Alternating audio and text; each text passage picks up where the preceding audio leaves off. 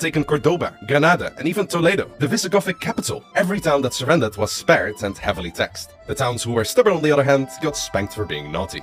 Now imagine the reaction of Governor Musa when he heard what his general managed to do without his supervision. It was supposed to be a small reconnaissance mission, not a whole conquest. He quickly assembled his own army and sailed north to join the fun also, partly to make sure Damascus didn't think his subordinate became the new hero of Islam. And by 718, just 7 years after that first landing, nearly the entire Iberian Peninsula was under Muslim control. The place needed a new name, of course, so they called it Al-Andalus, which meant the land of the Vandals. Though the Christian locals probably called it something closer to the end of the world. The Umayyads were hyped. Their divine mission to spread Islam had worked. Jihadism managed to erase one of the oldest Christian kingdoms in just a couple years. And when you got that kind of momentum going, you don't just stop there. Next up was the Frankish kingdom, those filthy Christian begat people. In the year 720, the Umayyads stared at the Pyrenees, those big stinky mountains that separated the empire from the Franks. So naturally, they crossed them. Led by legendary commanders with very difficult names, Muslim armies surged north into Septimania, aka Southern France. They swiftly captured Narbonne, raided Bordeaux, and began inching closer and closer to the heart of Gaul. While all of that was going on, Al-Andalus was surprisingly thriving. New cities began rising from Roman ruins. The crumbling Visigothic order was replaced by the classic Arabic administration. And most importantly, trade absolutely exploded for the first time in centuries, as the Umayyad province was now connected to the wealth of the wider Islamic world. Back to the Franks though, because they were getting nervous. And by nervous, I mean extremely anxious. They just started rebuilding their own little patchwork kingdom after centuries of chaos. The man who kept it all together,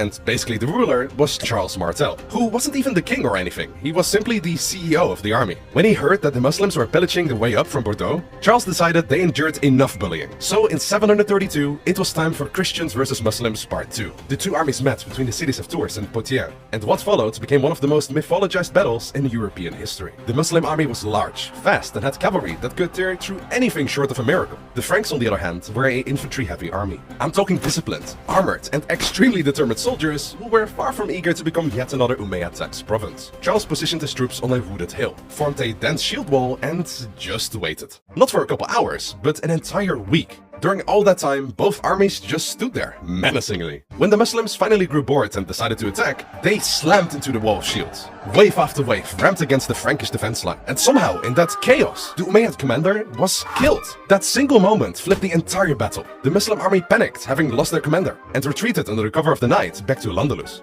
This moment, according to Christian chronicles, was the moment Europe was saved, and Charles Martel, nicknamed Charles the Hammer, became a hero. The Muslims called it a tactical retreat, the Christians called it a divine victory, and everyone agreed that invading France wasn't worth the effort. Let someone else have that fun later. By the mid-700s, a line was drawn. To the south, Al-Andalus, which was rich, thriving, and